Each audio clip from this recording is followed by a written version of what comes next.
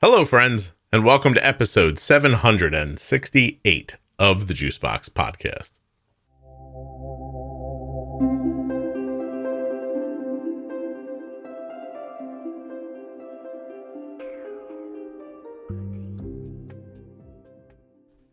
This week, the Dexcom G7 launched in the United Kingdom, Ireland, Germany, Austria, and Hong Kong. If you're not lucky enough to live in one of those places, you're still waiting for the Dexcom G7. If you don't live in one of those areas, I thought perhaps you were having a little FOMO, a little fear of missing out, or even a void. Maybe there's a dark black void inside of you where you want to put the excitement of Dexcom G7, but it just hasn't arrived at your door yet. Well, never fear. Today, Alex Diener is here, Senior Director of Global Product Design at Dexcom. And Alex and I are going to have a lovely conversation about what it was like to redesign the product and the user interface. It's not quite Dexcom G7 in your hot little hands, but Alex is pretty terrific. So maybe he'll be able to fill that dark hole with a little bit of excitement. Just enough to hold you over until the big event. While you're listening, please remember that nothing you hear on the Juicebox Podcast should be considered advice, medical or otherwise. Always consult a physician before making any changes to your healthcare plan or becoming bold with insulin.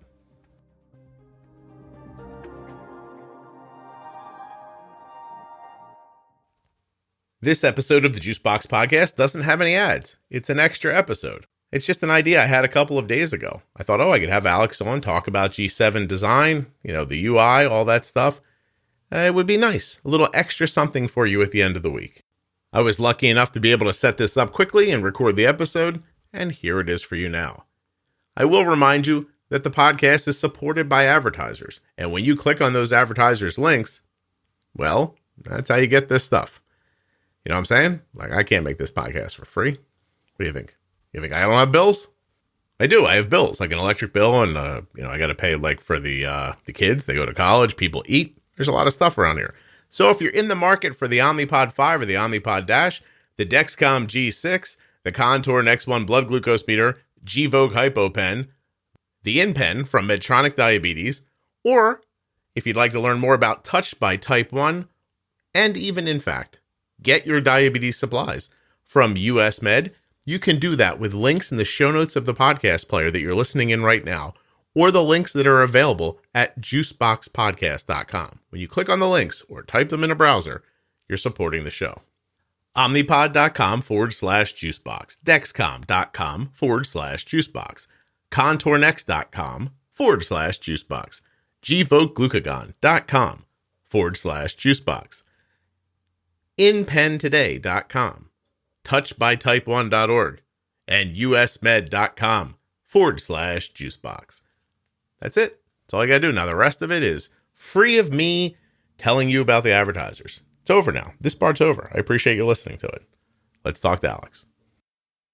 Hey there. My name is Alex Diener. I'm the Senior Director of Global Product Design at Dexcom and have been here about 4.5 years, and just thrilled to be part of this team, thrilled to be on this mission to make living with diabetes a little bit easier. So Alex, you're here because we've got to feed the beast, right? You guys have announced Dexcom G7 in Europe and a number of countries, and right away people are like, "What about here?" And I was like, "Oh, you don't like it, do you?" So Canadians are thrilled, by the way, to watch America not get something right away, because they're like, "Now you know how it feels." But I just thought, what a great opportunity, because I have to admit, I thought we'd be hearing about G7 anytime now. But I like that there's this gap here to have these conversations that we don't normally get to have, because you guys aren't always available to talk to. So you're available right now. And I'd like to understand how you take a product, a device, an app, and change it completely without it changing, but make it better. Because I assume that's the goal, right? Like, keep what people love, make it better, make it smaller, make it faster. But I don't understand how that happens. Does it just begin in a meeting, or, you know what I mean? Yeah, I mean, I think it's also being in a state of like constantly dreaming big, right? Like, and everyone is kind of like putting their notes down on paper and sharing them with each other. But I think at the root of it, it's about listening to people, about listening to our customers, and just really centering the technology on the needs of people, of everyday people, and hearing their stories and figuring out how can we tailor the technology to fit seamlessly in their life. There's a lot of companies that are developing technology left and right, consumer technology, medical technology, but there needs to be like a real empathy and focus on, hey, are we addressing the real needs? And you only discover those real needs by spending time talking to people.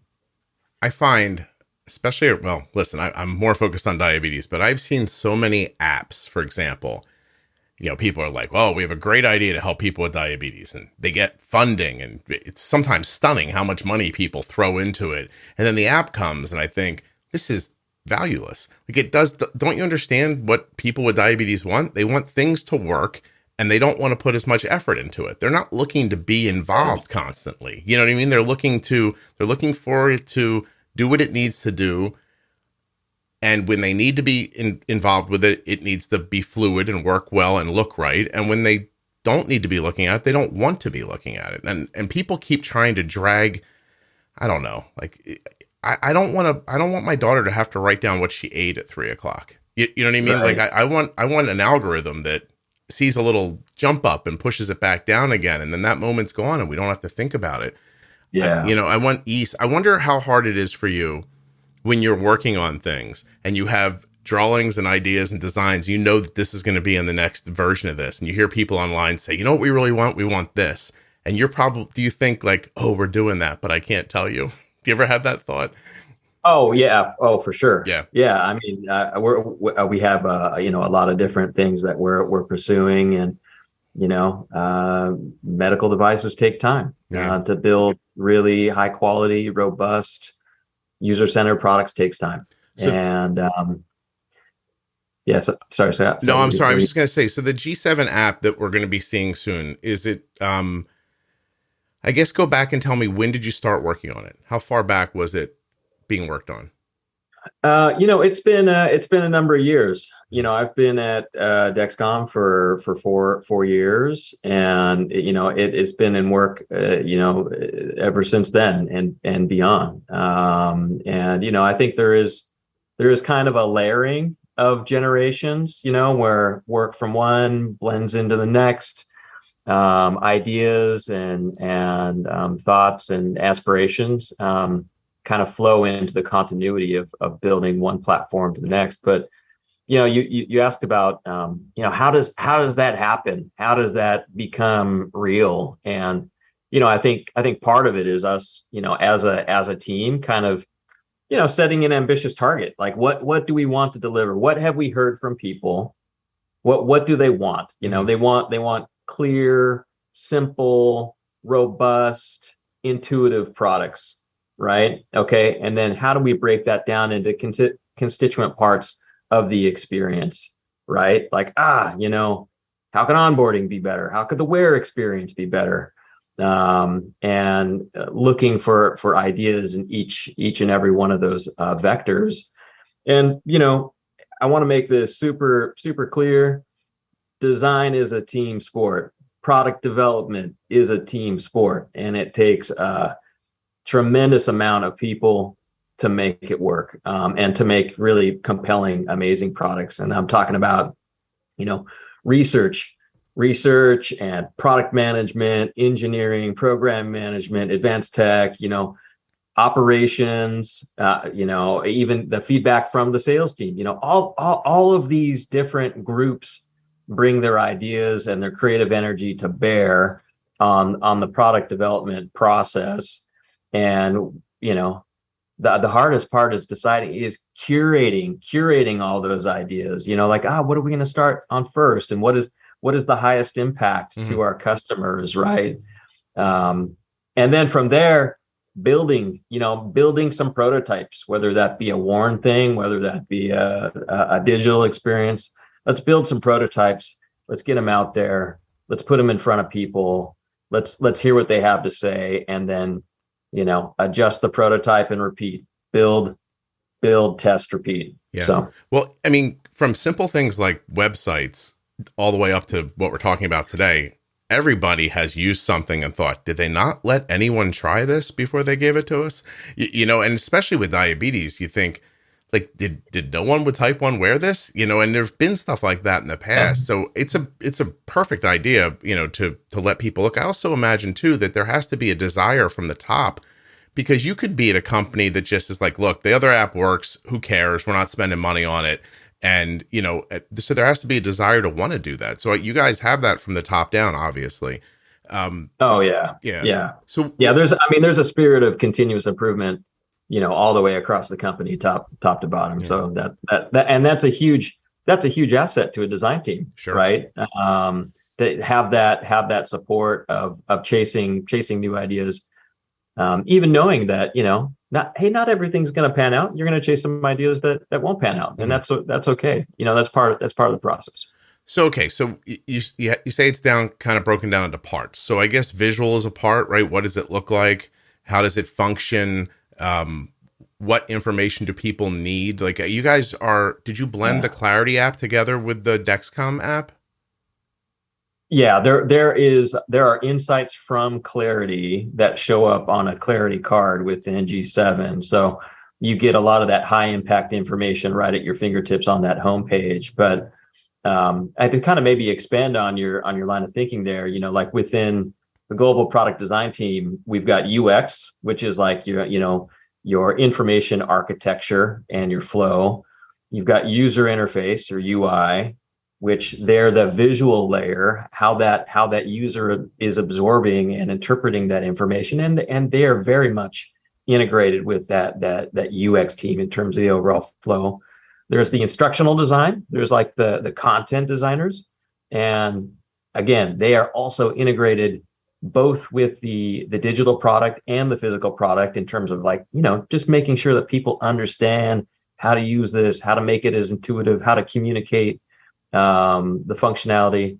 And then we've got industrial design. Industrial design is the hardware design, the physical object, the applicator, the actual sensor transmitter that is on the body. Mm-hmm. What should that look like, feel like? How does it feel? What does it look like? All those teams are constantly trading notes, as I kind of chatted about earlier in the podcast, about with all those other kind of different groups that are helping us make decisions together on what's going to be best for the user. Right. Hey, you have type 1. So are you wearing the G7? Have you been wearing it for a while? No, because it's not out in the United States, I just wear G6. Okay. And I have worn the non-functioning prototypes just so I could understand, how it feels on the arm So, I wear the non-functional prototypes, but I, like many of your listeners, am eagerly awaiting G7 to arrive here in the United States. How do you would you mind telling me, how do you manage? Do you use injections or a pump? Or? Oh yeah. Happy to share. So I've got Dexcom G6 coupled with a tandem pump and Control IQ. Mm-hmm. And I love it. It's offered me a level of freedom. I'll give you an example, Scott. Before Control IQ, I couldn't fast. Like intermittent fasting, just mm-hmm. for health and wellness. That was kind of unobtainium. And now that I've got the smart algorithm on board, it's really changed the way that I treat, and even stuff like sleeping through the night. Having that level of comfort is pretty incredible. I tried to explain to my daughter recently. She was on the podcast. She doesn't come on very much. And I said, on days when, like, after you've had a long week at school and you sleep in on Saturday, that's because Arden is using a loop. And I was like, well, that's because you have an algorithm. It's taking basal away. And then when you start to rise up, it gives some back and blah, blah, blah.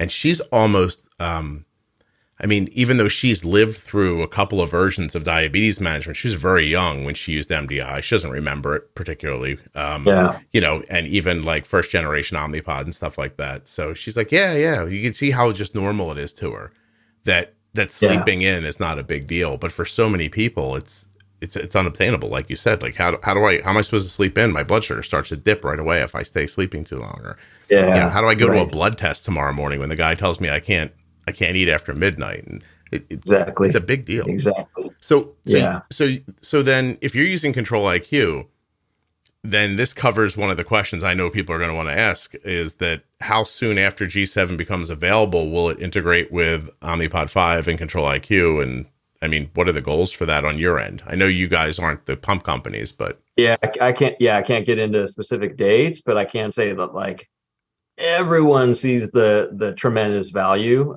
there to our users, and both on the Dexcom side and with the partner teams, everyone's just working overtime to get that once G7 is approved and all the regulatory needs are met, then get that to market as soon as possible. And then is the step there, then it's up to the pump companies at that point to submit to the FDA?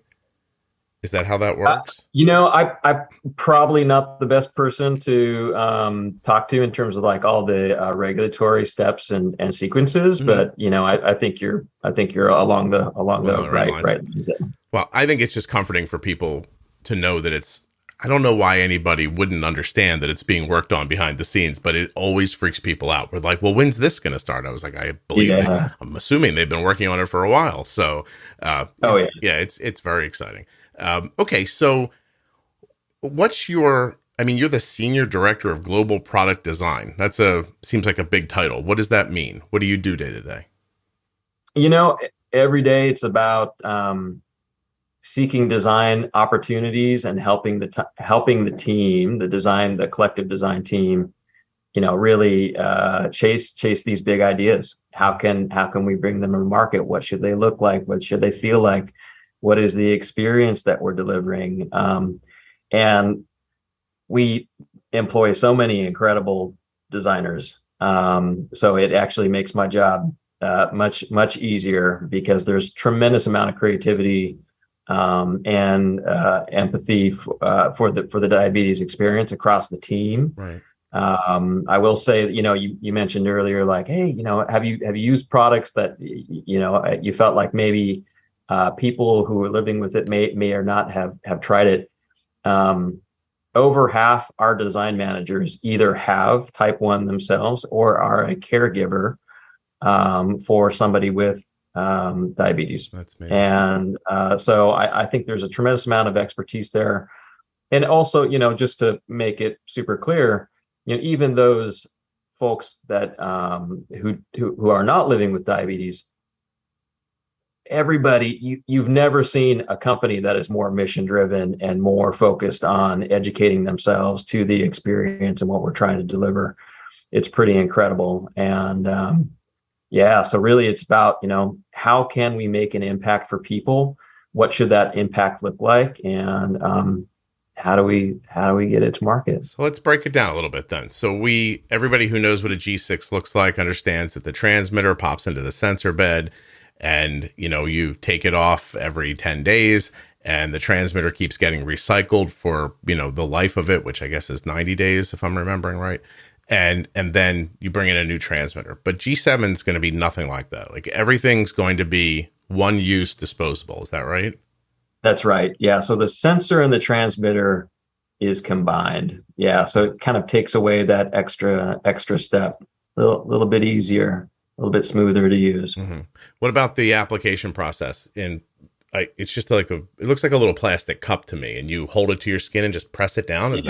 That's right. You press it down, and once you get enough compression with the skin, you hit the button there, the release button, mm-hmm. and then very much like G6. So once you hit that button, there's just that brief second where that sensor is put in subcutaneously.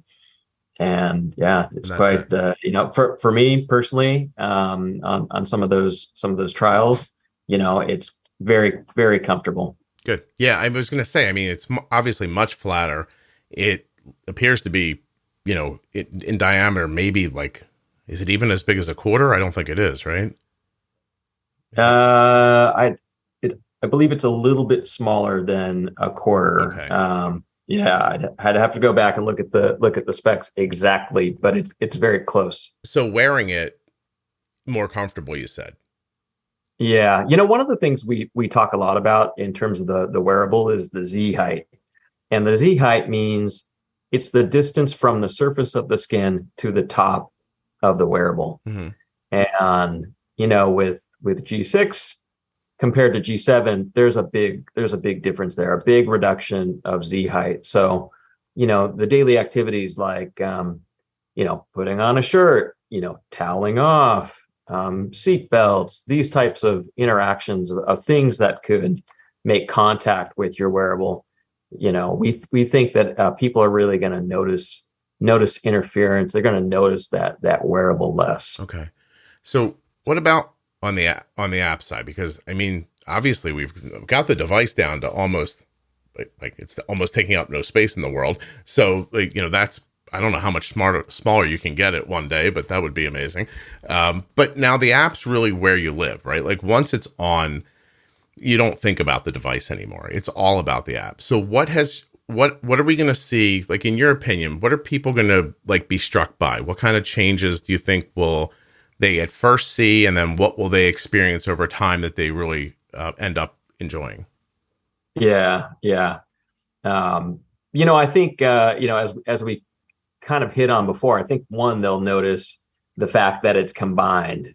Mm-hmm. They will notice that immediately. I think that they will notice the height, as they put it on their body. Like, wow, this is really quite a bit lower.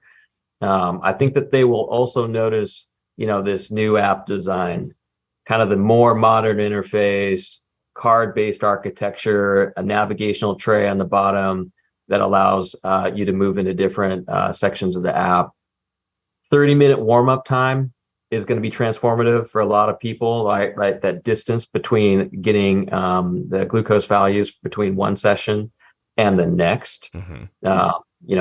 To go from 2 hours to 30 minutes is a big jump. Having the flexibility of grace period, your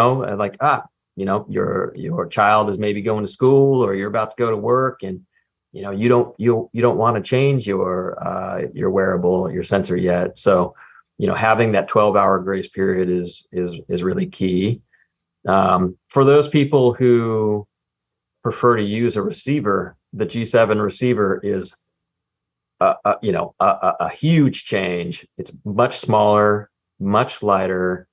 The battery life is far extended.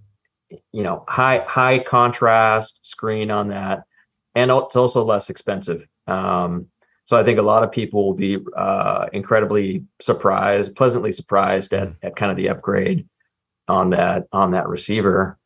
Can I go back to two things? I just want to make sure, because I believe I understand you, but I want to make sure people listening are. So in the app right now, when you open up the Dexcom app, if you're the user, it's just, mm-hmm. It's a screen.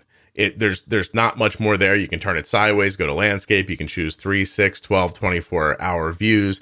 And yeah, there's like some settings, but that's pretty much it. It's sort of, and that's what you mean when you say card. That's sort of a one card app. Is that right? The way it is. Yeah, it's more like just one home page. Right. That's right. But now at the bottom, are we going to see icons, or are we going to see like swiping left or right? At the bottom, you'll have the glucose, what we would call the glucose tab, mm-hmm. Which is basically your home screen. And then you'll have your familiar mag glass, you'll have your trend graph. And then as you swipe down, you'll also have the clarity card. So it's a functionality that's offered that gives the user more information. So, it's like, hey, your real-time information still going to be up front, first and foremost. And then if you want to learn a little bit more about how you've been doing in the last 3, 7, 14 plus days, you can go down to that clarity card and have that experience. Now, these other tabs, history, connections, there's going to be more on that in the future that we're going to build on that. The G7 app is made for connections, is made for integrations. And everybody knows our share follow, companion functionality. That's a connection, right? Mm-hmm. And we're going to continue to build on that. So excited for what the future will hold there. Well, is there a updated follow app? It is in development, but not timeline not released yet. Okay. All right. So it won't happen at the same time. So G7 users will see the new software. G7 followers will still just keep using what they're using. Correct. Okay. Yeah. All right. Okay. So the other thing I wanted to ask you about was the grace period again. So it's a 12-hour grace period, but let me put you into a real life scenario. I get a warning that says in 6 hours, my CGM is going to expire, and I forget, and 6 hours later, it's 2:00 in the morning, and I really wish I could change it in the morning instead of in the middle of the night. Does that work that way? I can push 12 hours from the drop dead time? That's right. Wow. That's right. Well, that basically covers the day. Right. Yeah. Right. It should give you the opportunity to put the change where you want it to be. That's right. Right. Exactly. And people want that flexibility, like you said. It's huge. Yeah. It's if you don't live through it, you don't know. But the idea of like, oh, I have to do it now, whether it's Dexcom or it's your pump or it's anything, you're like, not now. And I know, it's funny, Alex, I believe that, do you ever hear people say things happen at the worst times? When's a good time for your insulin pump to stop working? You know what I mean? There's never really a good time, but at least if you can get into the thought process of, I control when this happens. And I think that's going to be a big deal for people. I really do. Right. Yeah. We agree. I mean, we pursued that change because we really heard it from a lot of people. Mm-hmm. So are you the team working now on things that you think will be integrated along the way, or are we going to have to wait for like revisions or how do you think that's going to work? Incremental change to the G7 experience. Oh yeah.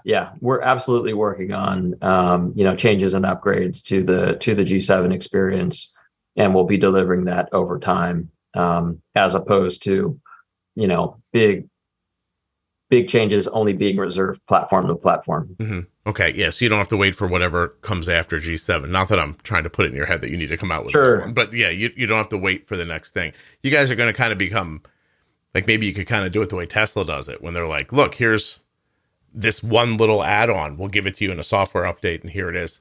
I mean, I think that keeps things from getting stale, which is important. Plus, it keeps you from getting into a situation where you recognize, wow, we should have done this, or we should have pushed harder for this, back when we did it, and instead of having to wait years. Which brings me to the question: are there things that were cut from the app that you right now think, oh, I wish we would have done that?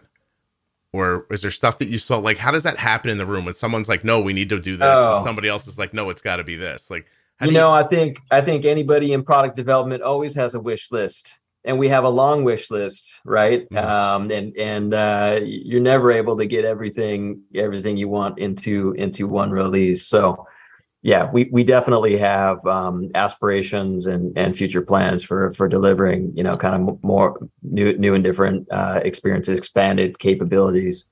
So there's always things that you got to, pencils down.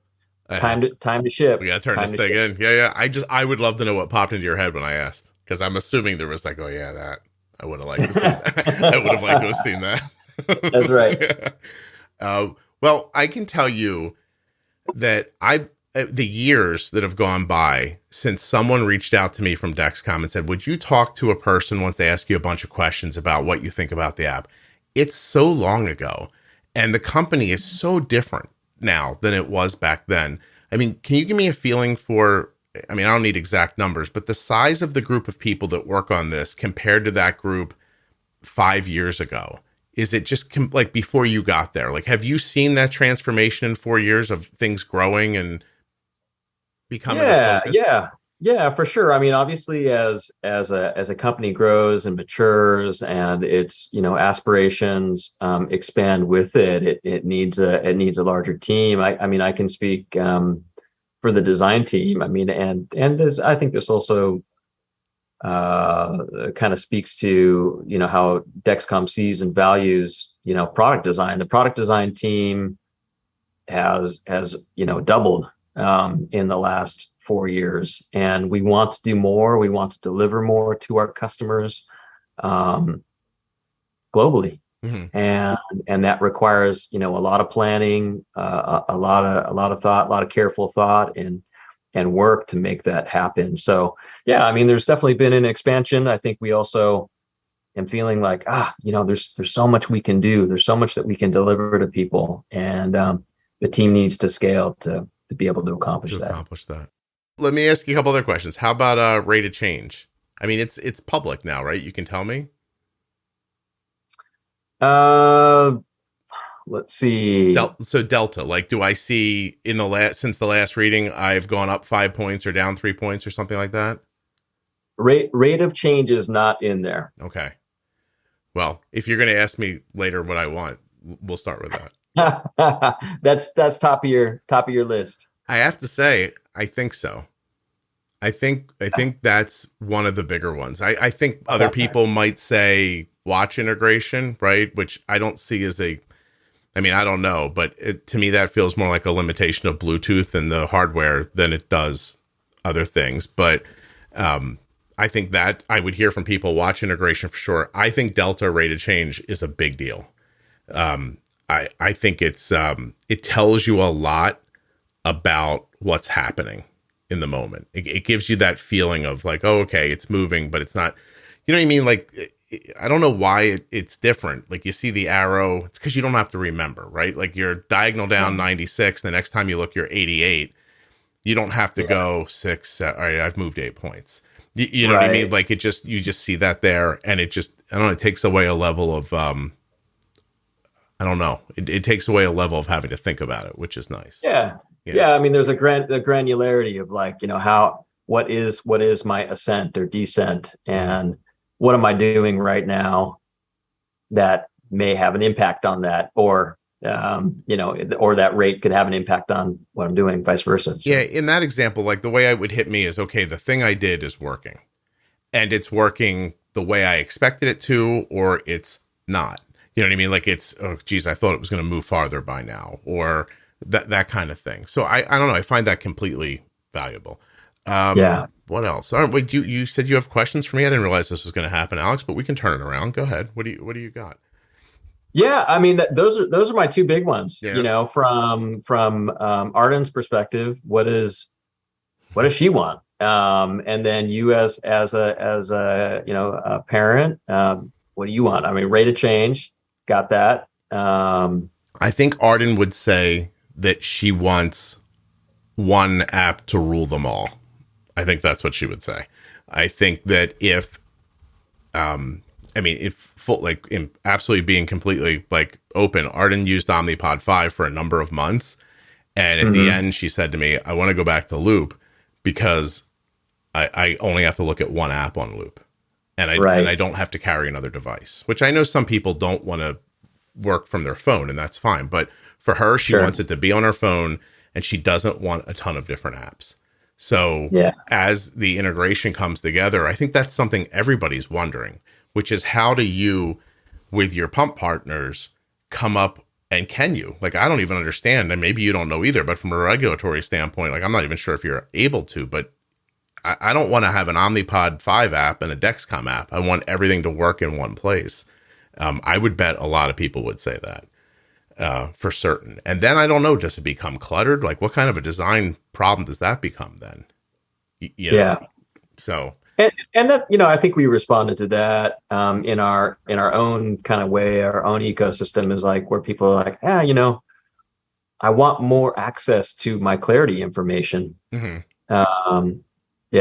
So. And then I think on screen is huge. I don't know if this is a you thing or an Apple thing or Android or whatever, but like, I have a widget, that shows, where the hell's my camera? That's amazing. I don't know where my own camera is. So I have that widget there, which is amazing and works terrific.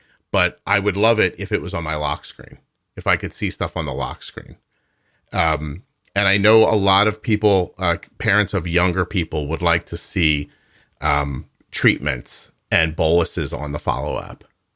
Yeah. And that's a big thing too. Like, anything that stops you from having to bug your kid, I think, is a big deal. that gives you a little insight. Like, okay, I asked him to bolus and he did. I see it here. Good. I'm done. Yeah. I definitely think that's a big deal for people. Now, having said all that, and I know we're running out of time, but having said all that, what I love most about the software is that it fades away from me eventually. And so as much as I want it to be amazing and I want it to look great and I want it to do all this stuff, I don't care as much. I don't think I'd care what it looked like. It could be an 8-pixel if I didn't have to look at it. You know what I mean? If I didn't have to see it that much. And I think that after somebody uses Dexcom for a long enough time, like we have, the truth is that, you know, I need rate of change and I need the number and I need an arrow, and pretty much the rest of it is extra, in my opinion. Yeah. But I don't know. What do you think? You use it. Do you agree or do you not? I mean, I think having additional contextual information is always great. And, you know, certainly, you know, trying to get to, I'll give you one example. You know, I also love Fitbit, and I use an Oura ring for my sleep. Mm-hmm.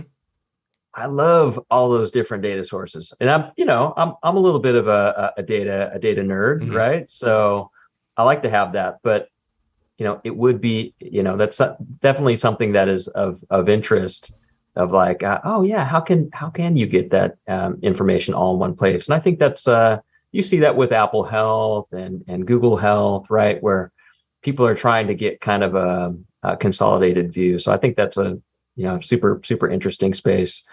And always just trying to make sure that, you know, things are as simple and as robust as they possibly can be. And as you want them. Listen, every time I talk to somebody, I float the same idea. It never happens. So I might be talking to myself. But as an example, if you use Adobe Elements, there's tabs at the top. It's like basic, you know, medium, pro. And when you click on those tabs, the software becomes visually something else. You get more or less depending on what you're asking for. And I do wonder if there's not a space for a basic view. You know what I mean? A more deep dive view, and then the data that some people want that other people would find confusing. And then you just get to decide. I mean, I've never designed an app before. I don't know. But to me, that makes a lot of sense. You know, one app could apply to a lot of different people's needs. Yeah, for sure. Plus, it'll keep you busy for years, Alex. That's right. give you something to do.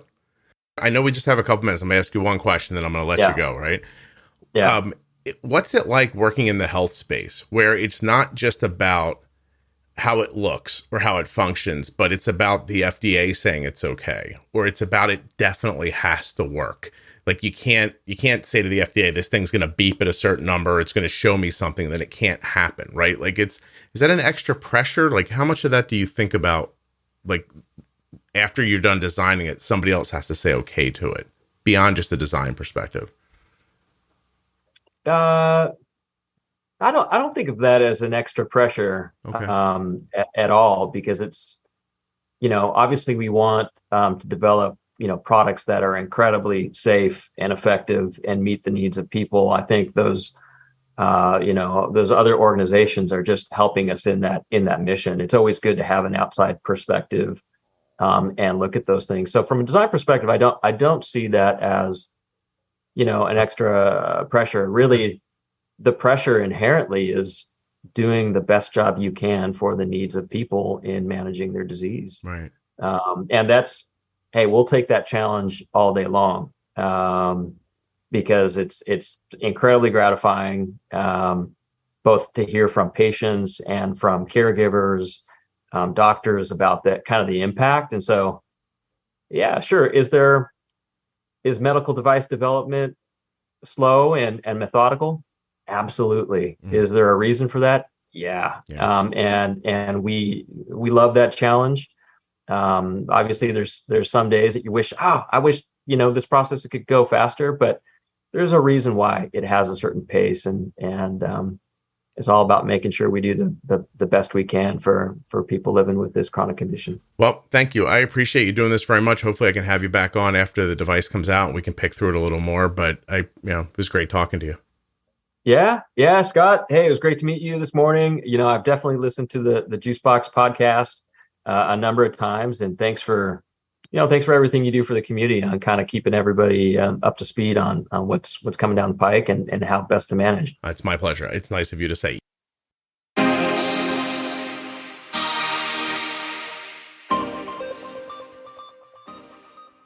First, I'd like to thank Alex for coming on the show and thank the people who helped me set it up. You know who you are. I know you're listening. Thank you. What else? What else I got for you? If you want to check out the Dexcom, go to dexcom.com/juicebox. Get started today with the Dexcom G6. You may even be eligible. What do I say in the ads? You may be eligible for a free 10-day trial of the Dexcom G6. Find out more at dexcom.com/juicebox. Of course, the other advertisers that I mentioned in the beginning, Omnipod, Contour Next One, Gvoke Glucagon, InPen from Medtronic Diabetes, US Med, and Touched by Type 1. Links in the show notes, links at juiceboxpodcast.com. Thank you so much for supporting the podcast. If you're looking for community around type 1 diabetes or type 2 diabetes, check out the Juicebox Podcast on Facebook. It's a private group with over 30,000 members. Juicebox Podcast, Type 1 Diabetes. Are you looking for the Diabetes Pro Tips series or some of the other series within the podcast? Look no farther than juiceboxpodcast.com or diabetesprotip.com or the featured section in the private Facebook group, Juicebox Podcast, Type 1 Diabetes. There are lists everywhere. You will be able to find what you're looking for. Thank you so much for listening. I'll be back very soon with another episode of the Juicebox Podcast.